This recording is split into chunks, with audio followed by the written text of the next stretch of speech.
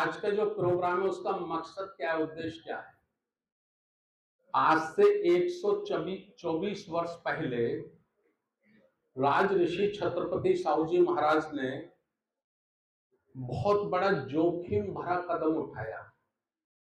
और वो जोखिम भरा कदम था कि उस वक्त मनुवाद, सामंतवाद, पूंजीवाद चरम सीमा पे था। उसमें पिछड़ों के लिए और दलितों के लिए स्वाभिमान का, सम्मान का कोई स्थान नहीं था।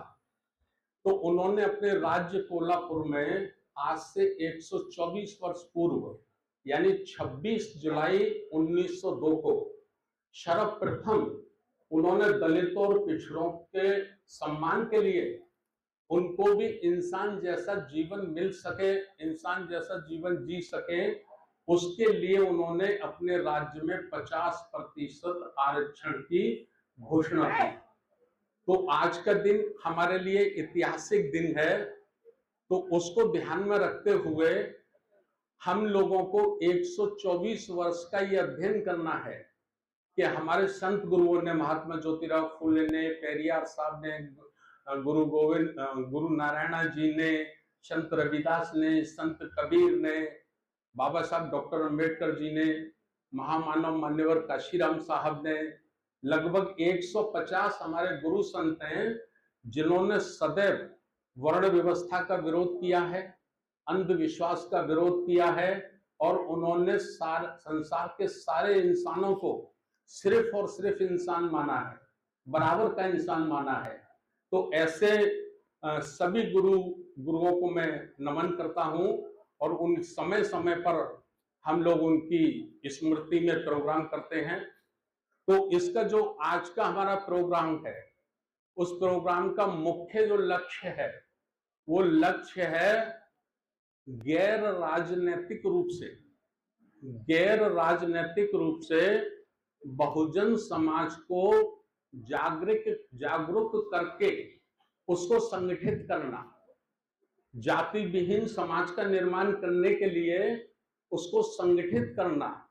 और दूसरे शब्दों में कहें तो जिस अंधविश्वास में वो फंसा पड़ा है या जिस पाखंडवाद में वो फंसा पड़ा है, उसे वहां से निकाल कर उसको विज्ञान की ओर ले जाना, उसको मानवता की ओर ले जाना, यह हमारे कार्यक्रम का आज का मुख्य उद्देश्य है। इसी में हमारे अनेक वक्ता लोग आएंगे, अपनी बात कहेंगे, और इसके लिए हमने जो बातें रखी, 5 बिंदु हमने इसमें निर्धारित किए हैं जिन पे हमारे साथियों को चर्चा करनी है। 5 बिंदु हैं। हमने जो बिंदु रखे क्रम वाइज, तो हमारा बिंदु है कि महाबोधि महाविहार जो बौद्ध गया में है, जिसको आज से 2200 वर्ष पूर्व अशोक सम्राट ने बनाया था, और वो दुनिया के बौद्धों के लिए हमारा पवित्र स्थान है। केवल भारत के बौद्धों के लिए नहीं, पूरी दुनिया के बौद्धों के लिए वो हमारा पवित्र स्थान है। जैसे मुसलमानों के लिए मक्का मदीना, ऐसे भारत के अंबेडकर अनुयायियों के लिए, बौद्ध अनुयायियों के लिए महाबोधि विहार बौद्ध गया है ना। तो आज वो गैर बौद्धों के कब्जे में है, ठीक है। उसके लिए हमारे, वैसे तो लड़ाई लगभग 100 वर्ष पहले से उसकी लड़ी जा रही है, लेकिन अभी आकाश लामा जी उस लड़ाई को लड़ रहे हैं, हम लोग उनकी मदद कर रहे हैं। वो उनकी माता जी बहुत ज्यादा बीमार हैं, हॉस्पिटल में हैं, इसलिए वो आ नहीं सके हैं। तो उनके प्रतिनिधि के रूप में हमारे बीच में माननीय दीपांकर बौद्ध जी आजमगढ़ से आए हैं, जो इन्होंने महाबोधि विहार के पूरा इतिहास लिखा, एक किताब लिखी है। उसमें 100 वर्ष से पहले तक का संघर्ष पूरा उसमें उन्होंने लाया है, ठीक है। दूसरा हमारा है बौद्धों का पर्सनल कानून बनाया जाए। बौद्धों का पर्सनल कानून है ना। बौद्धों का पर्सनल कानून के लिए लंबे समय से हमारे बीच में हमारे सम्मानीय आदरणीय हैं विद्यासागर बौद्ध साहब, ये लड़ाई लड़ रहे हैं, सुप्रीम कोर्ट तक में लड़ाई लड़ रहे हैं, और बहुत संघर्ष के साथ वो इस आवाज को उठा रहे हैं, है ना। तो हमें भी उसमें भागीदार बनना है। हमको भी उसमें भागीदार बनना है। और जो लड़ रहे हैं विद्यासागर बौद्ध साहब, तो उनका हौसला बढ़ाना, उनके हाथ मजबूत करने हैं, अकेले नहीं पढ़ने देना है। देखिए ये लड़ाई बहुत टफ है, और जब तक पूरा समाज संगठित होकर आवाज बुलंद नहीं करेगा तब तक हम इसमें कामयाब नहीं हो सकते हैं। तो दूसरा हमारा ये बिंदु है आज का। तीसरा बिंदु है माता सावित्रीबाई फूले। माता सावित्रीबाई फूले को भारत रत्न की उपाधि से सम्मानित किया जाना चाहिए, क्योंकि भारत में जब सभी नारियों पर प्रतिबंध था, नारियों माने तो ब्राह्मण की लड़की या क्षत्रिय की बेटी या वैश्य की बेटी भी शिक्षा ग्रहण नहीं कर सकती थी मनुस्मृति के अनुसार। उस जमाने में महात्मा ज्योतिराव फूले ने माता सावित्रीबाई फूले को पढ़ाया, और सर्वप्रथम उन्होंने स्कूल खोले, और विशेष रूप से बच्चियों को, कन्याओं को पढ़ाने का काम शुरू किया। तो उनको, उनके सम्मान में भारत सरकार को उन्हें भारत रत्न की उपाधि से सम्मानित करना चाहिए। ये हमारा तीसरा बिंदु है। चौथा बिंदु है शिक्षा का राष्ट्रीयकरण। शिक्षा का राष्ट्रीयकरण, निःशुल्क शिक्षा। अमीर का बेटा, गरीब का बेटा एक ही स्कूल में पढ़ना चाहिए, एक ही सिलेबस होना चाहिए, और एक ही टीचर होना चाहिए। आप समझिए कि जो गांव देहातों से निकल कर हमारे लोग आईएएस बने, आईपीएस बने, इंजीनियर बने, डॉक्टर बने, वो वही काल था जब एक सामान्य शिक्षा थी, प्राइमरी पाठशाला की शिक्षा थी, उससे उनको पढ़ने का मौका मिला, उसी से उनको फिर बड़ी सरकारी नौकरियों में जाने का मौका मिला, जिसे आज सरकारों ने नेस्ताभूत कर दिया है, लगभग प्राय समाप्त कर दिया है।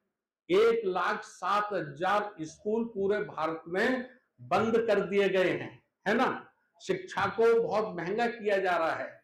और मैं आपको याद दिलाना चाहता हूं, 18 अगस्त 2015 को, 18 अगस्त 2015 नहीं सॉरी 18 अगस्त 2018 को हाई कोर्ट ने एक निर्णय दिया था कि समान शिक्षा, निःशुल्क शिक्षा होनी चाहिए, और राष्ट्रपति के बेटे को और उसके चपरासी के बेटे को एक ही स्कूल में पढ़ाया जाना चाहिए। ये समाचार भारत के मीडिया में सिर्फ एक दिन छपा बस, उसके बाद आज तक नहीं पता कि वो हाई कोर्ट इलाहाबाद के निर्णय का क्या हुआ है, पता नहीं चला आज तक, है ना।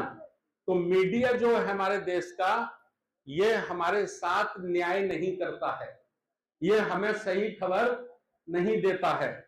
ये हमारा है आज का चर्चा का विषय। और पांचवा जो चर्चा का विषय है, उस विषय में बाबा साहब डॉक्टर अंबेडकर, महात्मा ज्योतिराव फूले, छत्रपति साहू जी महाराज, गुरु नारायणा, जितने भी संत हुए हैं जिन्होंने मानव और मानवता के लिए संघर्ष किया है, जिन्होंने इंसान और इंसानियत के लिए संघर्ष किया है, ऐसे संत गुरुओं की जीवन को, उनके जीवन संघर्ष को पाठ्यक्रम में शामिल किया जाना चाहिए।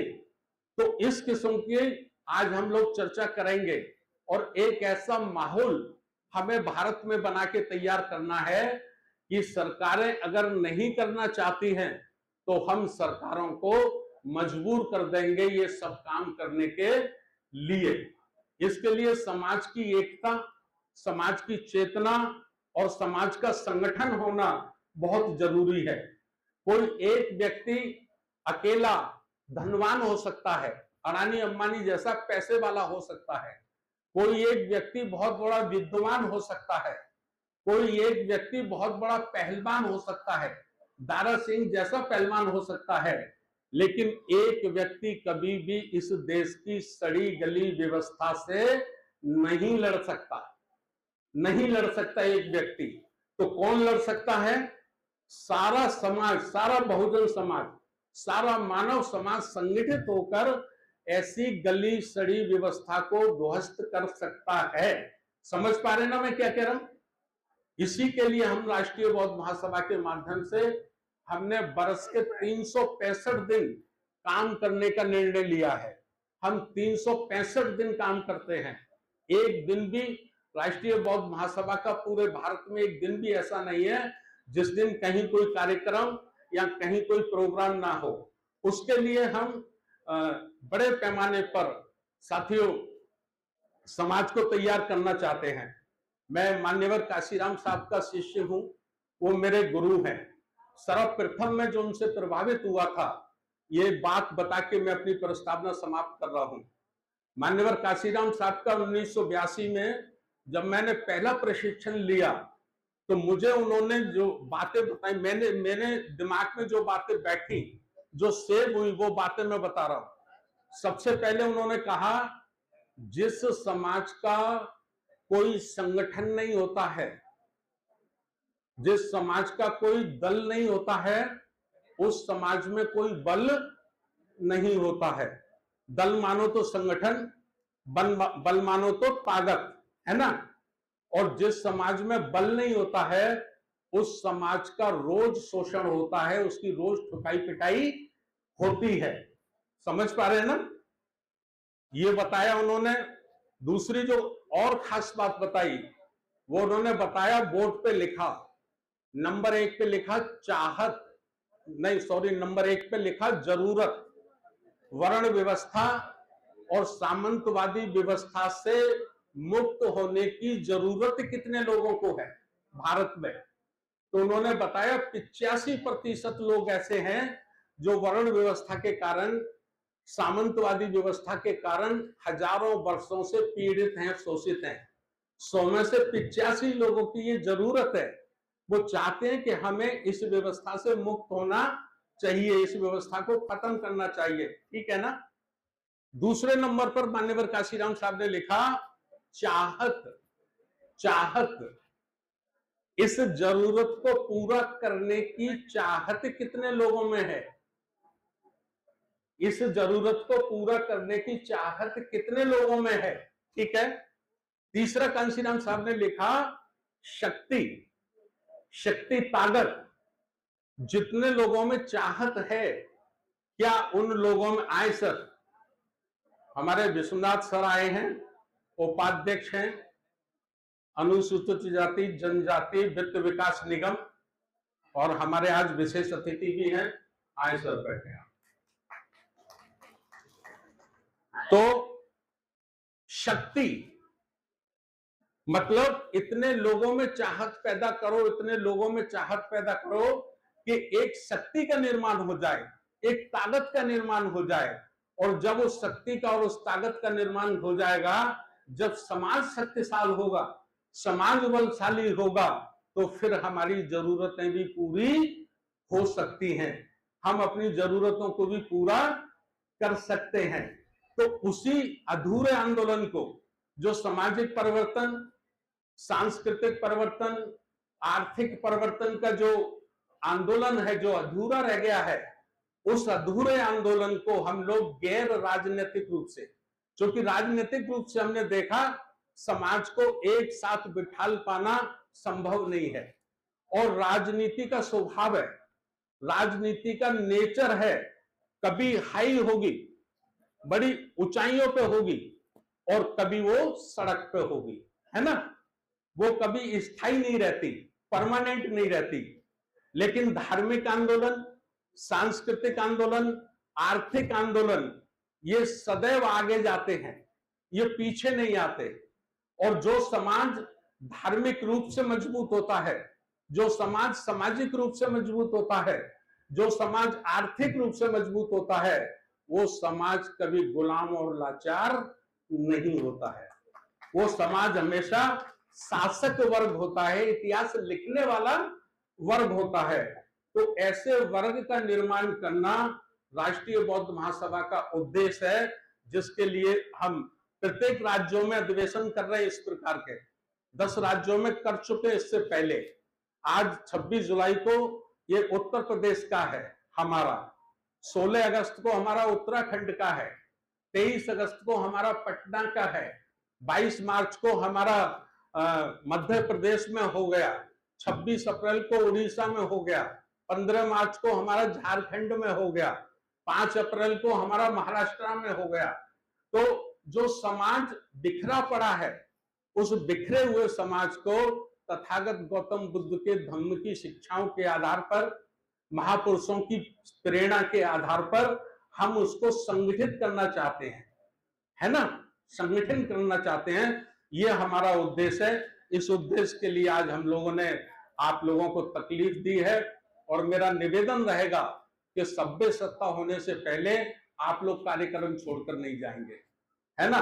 पूरा कार्यक्रम सुनेंगे आप, एक मन और एक ध्यान से आपको आज पूरा कार्यक्रम सुनना है।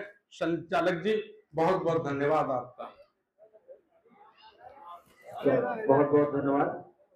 अभी आप सभी लोगों ने प्रस्तावना के रूप में संस्थापक जी से सुना, और हम इस विषय पे ही वक्ताओं से उम्मीद करते हैं कि विषय पे ही अपने वक्तव्य को प्रस्तुत करें।